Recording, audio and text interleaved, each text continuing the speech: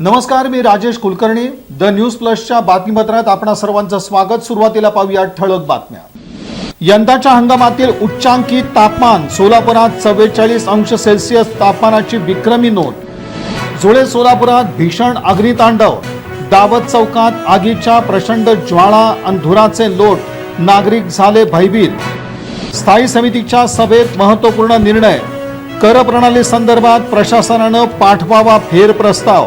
पुढील घडामोडींकडे सर्वांचं लागलं लक्ष. आंतरराज्य कुख्यात गुन्हेगार मंत्री शंकर अखेर जेरबंद. शहर गुन्हे शाखेची कामगिरी. सुमारे 9.25 लाखांचा मुद्देमाल जप्त.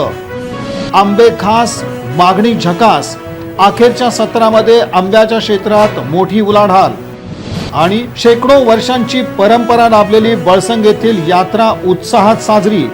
बाळबट्टल पाहण्यासाठी भाविकांची अलोट गर्दी.